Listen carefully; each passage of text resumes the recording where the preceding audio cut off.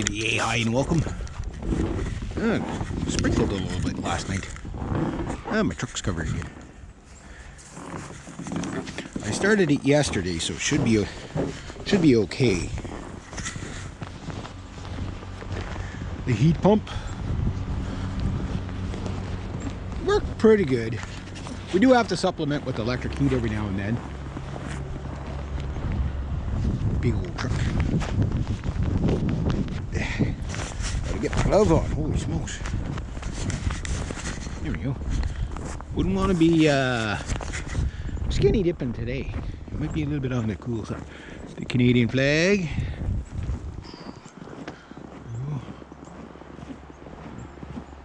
Otherwise, a nice day.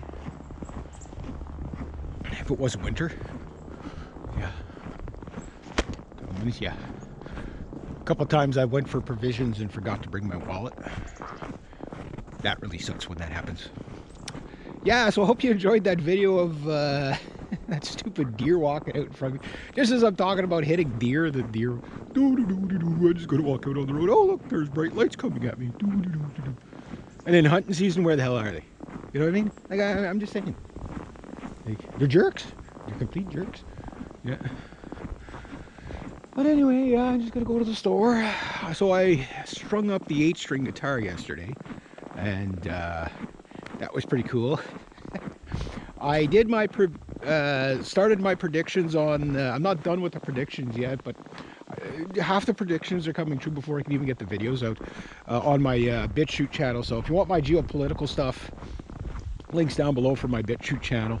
And that's the old World War III updates and my This Week in World Crazy, and right now I'm doing the predictions. I want to do another maybe 2 or 3 videos on predictions. I don't know if I'll get them out this week, but as long as I get them out for January. But a lot of chaos coming. We'll just leave it at that. You can't talk about anything on YouTube of any substance, right? So instead I'll just tell you about my mighty 8-string guitar. Yeah, so the first time I strung up my 8-string guitar, 2 years and a bit since I bought it.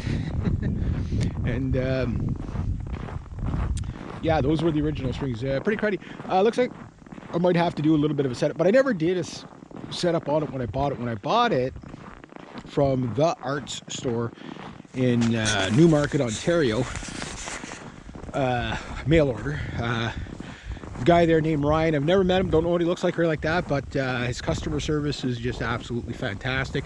I'll give him a shout out every time just because he's been real good with me with my guitars. So, and you know, everybody always tells you when there's like a bad customer service story, but a lot of people won't take the time when somebody does. From a guy who used to work 7.5 years in customer service, it's nice to have people say nice things about you. So yeah, so whenever you do, yeah, you know, make that your, you know, like before you complain about somebody who gave you bad service to your friends, tell them about somebody who gave you good service. You know what I mean? And anyway, he did. So log truck for a load of logs on this Tuesday morning. Still waiting for my freaking credit card statements. So I'm going to be late on my credit card payment again. It's not my fault. It's Canada Post, right? It's just I want to pay the actual cards, right? So like when this statement comes in, I put money on my last statement, but that doesn't, I don't think that'll, like, even though they'll take the money out, that other bill, the November bill, is not going to be counted as paid, right? Because that number or whatever, you know, I don't know if it matters which bill you pay. Like, okay, no, he paid that bill twice, but he didn't pay this bill. So, you know, anything that can hurt your credit system, and it's not that it's going to hurt my credit. Like, I got my credit card, I'm going to pay it. Like, that's not the problem. I got the money to pay it. What it does, though, is when you miss a payment, it ups your interest rates. You know what I mean? Like, they penalize you for shit like that, right? So if you don't pay it at all, yeah, you'll go into the collection. And I definitely don't want that because I need the card. You know what I mean? That's how I got my chainsaws, which I guess I'm at about 650 bucks earned by the chainsaws. That's like 4 jobs, something like that. I'm waiting, like right now it's a really cold week. I'm waiting for the ice to really thicken up. Speaking of ice, the rink is ready. So I was going to try that today, but it's too damn cold. It's like, well, it's not that, the temperature's not that bad. It's only like -10, but with that wind, it feels like -30. Like just cuts right through you, that kind of, we get, how to explain it? We get like every type of winter. We get like alpine, damp, mild winter, just really damp and cold. We get that kind of like East Coast winters, stuff like that. We get that all over the country. But we also get this like dry Arctic cold where it's like you're walking on styrofoam. Now that like -60, the coldest I've ever been in, with my jacket and shirt on, was -63. And I had 2 toques, a scarf, and with the wind chill and everything, I had earmuffs on, and I still got frost nip in one of my ears. Even that shielded up. That's how cold that is. My coat was cracking. It was just like, it was, you're literally freezing as you're walking. That was so cold. And then I've been in Portage in Maine, in Winnipeg, the windiest intersection in the world, -59 with my shirt off. I got a picture of it with me and the other guy when we were doing our hydraulics course. And it's like my camera kept freezing and closing on it. And I just take the damn picture. So we ran there with like no shirts under. Like we literally parked the car, ran out with our jackets on, took the jackets off real quick, snapped the shot, and we're at like the sign of Portage in Maine. But we got it, and like by the time we got back in the vehicles, we were just like red. Oh, it was funny.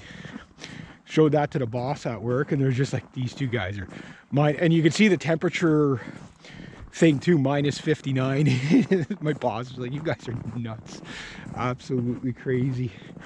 I don't recommend doing that though, because it is kind of nippy.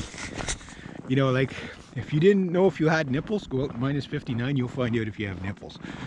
I'm just saying, not judging, I'm just saying. But anyway, back to my 8-string. So my 8-string guitar, I got it strung up, but when I bought it, like the guitar tech there, he goes a once through every guitar that goes out the shop, mail order, right? And even I think in the store they, oh, you're gonna buy that here? Let's just check it over really quick for you. You know what I mean? Make sure everything works, all that stuff. And they do a quick setup, or if the factory setup's good enough, they let it go. But factory setups are always, the action is always higher than it needs to be. And it's not just a preference thing, it's done on purpose, because they don't know what kind of conditions you're going to be in. Like, you could be buying that guitar and rushing off to a gig in the middle of January in -45, and going from -45, the guitar and the guitar case in -45 into a bar that's like +30, right? So that's like a 70-degree difference. That's why I've always said, if you want to destroy your favorite guitar, play live with it. That's why I don't gig in the winter. It's just too hard on the instruments. Summertime's hard enough too. Like, you know, you get a 10 or 15 degree temperature and humidity spike in a bar, and then come out of that, like the wood will warp and twist and stuff like that, right? But anyway, the point I'm getting at is I did get the strings on. The 74 gauge string, like it fit, like it fit, but I had to force it to get it to go through. It was that tight of a fit, right? And then I got all that through, but I found the action was a little bit high, so I might have to do a truss rod adjustment, because it was high at the nut too. And the nut on that guitar is actually pretty high, and that, so he's cutting some, oh, strapping. It's pretty high too.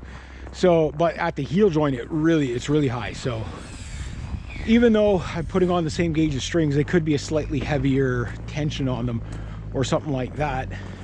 So when I tune it up today, first what I'm going to do, I know that everybody says do the truss rod adjustment first. I don't do the truss rod adjustment first because I want to see how low I can get the action at the heel, and then we'll see, you know, how straight the neck is. If I have to put a bit of a back bow in it, that's not so bad, but I really don't like moving the truss rod when the neck is dead straight. I'd rather work it out on the bridge, but you should do both. You should do both. So anyway, I'm gonna go get my provisions because it's open. And yeah, here we go. Playing around with tobacco.